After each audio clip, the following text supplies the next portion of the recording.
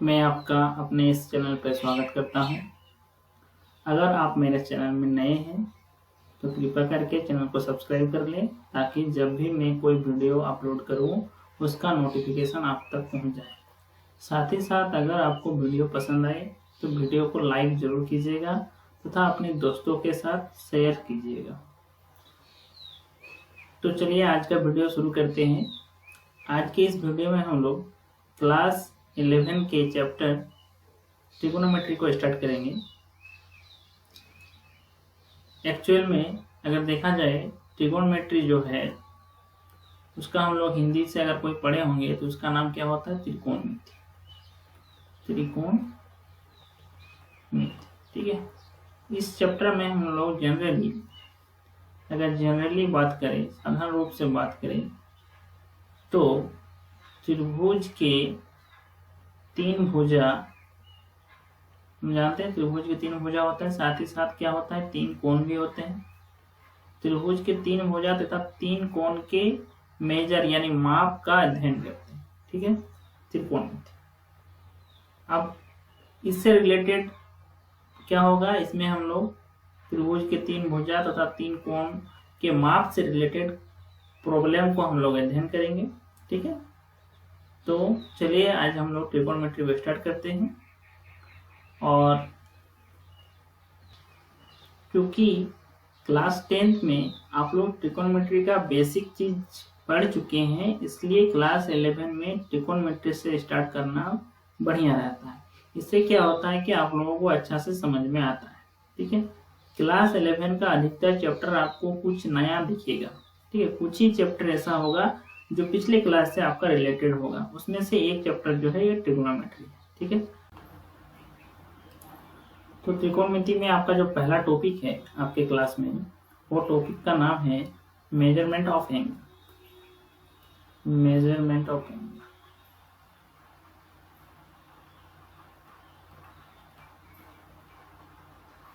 देखिए नाम से पता चल रहा है कि इसमें हम लोग क्या पढ़ने वाले हैं। ठीक है, मेजरमेंट मतलब माप और एंगल मतलब आप जानते हैं कोण। ठीक है, कोण के माप से संबंधित हम लोग इस टॉपिक में अध्ययन करेंगे। ठीक है, ट्रिगोनोमेट्री के अंतर्गत जो पहला टॉपिक है, तो सबसे पहले समझते हैं कि ये कोण क्या है, एंगल क्या है, व्हाट इज एंगल।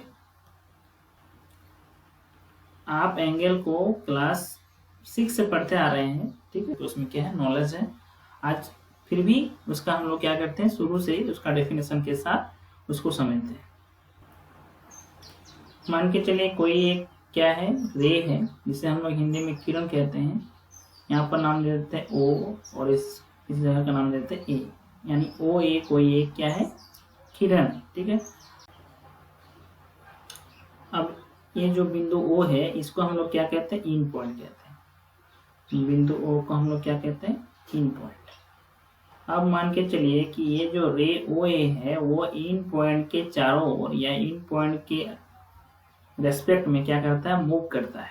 ठीक, मूव करता है मतलब जैसे मैंने यहाँ पर ओ ए को यहाँ पर सिलेक्ट किया और इसको थोड़ा सा ऊपर की तरफ ले जा रहे हैं। ठीक है, ओ तो देखिए फिक्स है, इसके चारों ओर क्या कर रहा है, इसी के ओ के रेस्पेक्ट में क्या कर रहा है, वो मूव कर रहा है। ठीक है, यानी रोटेट हो रहा है। देखिए यहाँ पर क्या हो गया कि ये जो बिंदु अगर मान के चलिए ये रोए ओ ए है, अब यहाँ पर इसका नाम दे, इस जगह पे आ गया तो यहाँ पर नाम दे देते ओ बी। ठीक है, तो देखिए ये दोनों के बीच में कुछ इस तरह का गैप आया।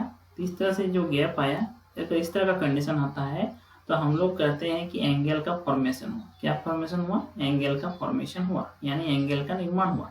और इस एंगल का नाम क्या हो जाता है, angle A O B. Clear है।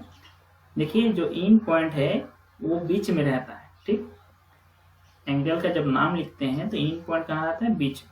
ठीक, अब देखिए ये जो ओ ए था वो शुरुआत पोजीशन था, इसलिए ओ ए को हम लोग क्या कहते हैं, इनिशियल पोजीशन। ओ ए को क्या कहते हैं, इनिशियल पोजीशन। और ओ बी जो है वो क्या हुआ, अंतिम स्थिति है, यानी ये फाइनल पोजीशन। Final position. ठीक है, अब देखिए ये जो गैप है, इस गैप का जितना वैल्यू होगा वही उस कोण का क्या कहलाएगा, माप कहलाएगा। ठीक, अब देखिए एंगल जनरली क्या होता है, दो टाइप से होता है। एक हो सकता है कि एंगल जो है वो क्या हो, पॉजिटिव हो। एंगल क्या हो सकता है, पॉजिटिव हो सकता है, पॉजिटिव एंगल। या हो सकता है एंगल क्या होगा, नेगेटिव होगा, नेगेटिव।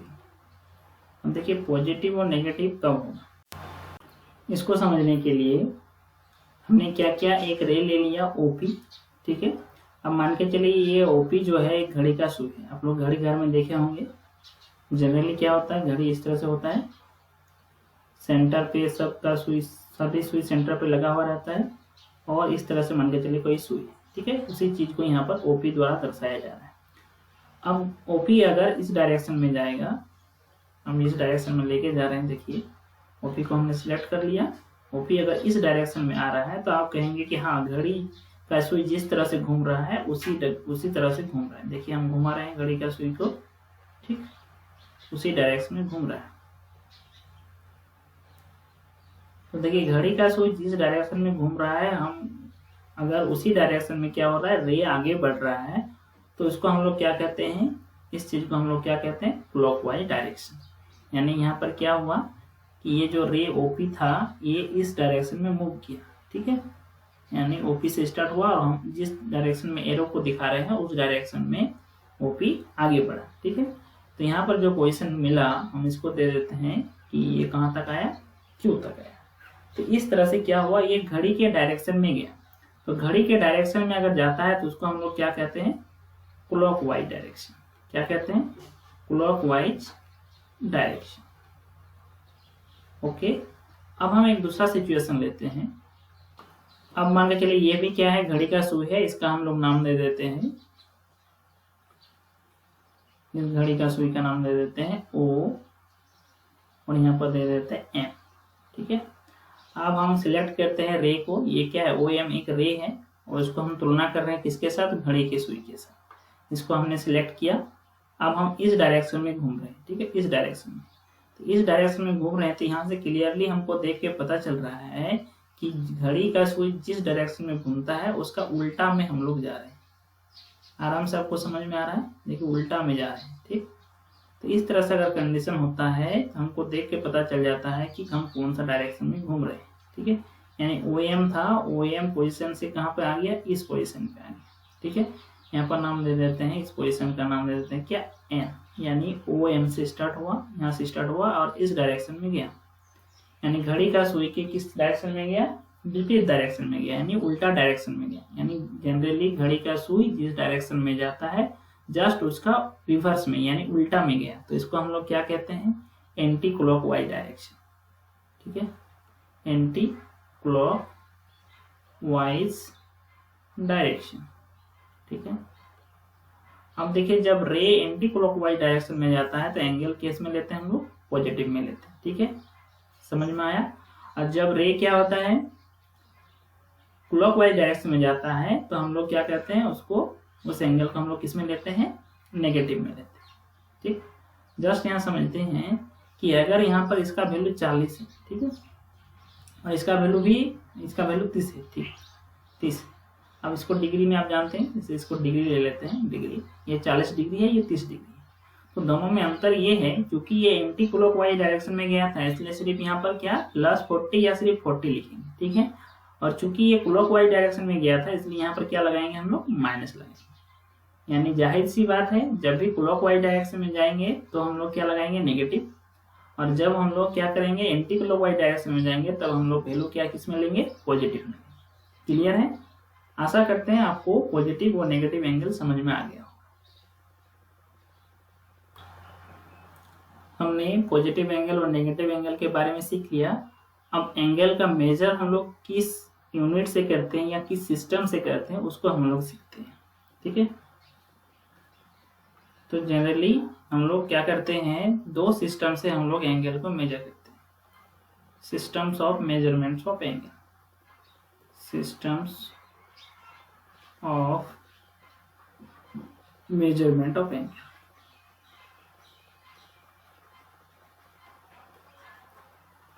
एंगल को मेजर करने का 2 सिस्टम है जनरली, ठीक है। वही 2 सिस्टम हम लोग इसमें सीखेंगे।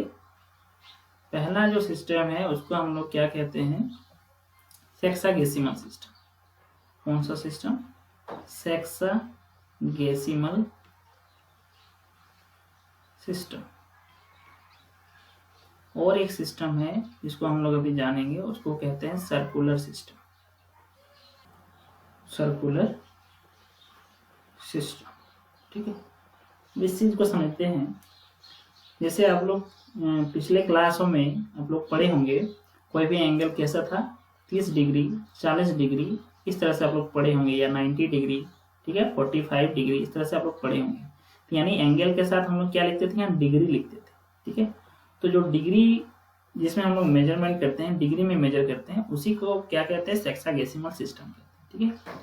इसी को हम लोग क्या कहते हैं, सेक्सागेसिमल सिस्टम। यानी डिग्री मेजर का ही नाम है डिग्री मेजर, यानी एंगल जिसमें, वह सिस्टम जिसमें हम लोग क्या करते हैं, एंगल को डिग्री में मापते हैं, उसको डिग्री मेजर कहते हैं, और उस सिस्टम को क्या कहते हैं, सेक्सागेसिमल सिस्टम कहते हैं। क्लियर है।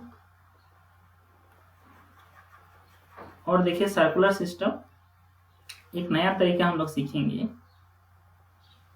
इससे पहले आप लोग इसके बारे में नहीं जानते थे। वो क्या होता है, सर्कुलर सिस्टम। इस सिस्टम में क्या होता है, एंगल को हम लोग रेडियन में मापते हैं। किस में मापते हैं, रेडियन में मापते हैं, इसलिए इसका नाम क्या है, रेडियन मेजर, ठीक है। यानी जब एंगल को हम लोग क्या करते हैं, रेडियन में मापते हैं, तो उस सिस्टम को हम लोग क्या कहते हैं, सर्कुलर सिस्टम, ठीक है। हो सकता है अभी भी थोड़ा सा आप लोगों को इसमें थोड़ा सा कंफ्यूजन हो ये सिस्टम में। जैसे मान के चलिए कभी कभी आप लोग ये कोई एक ले लेते हैं, हम लोग इस लंबाई का एक छड़ ले लेते हैं, ठीक है।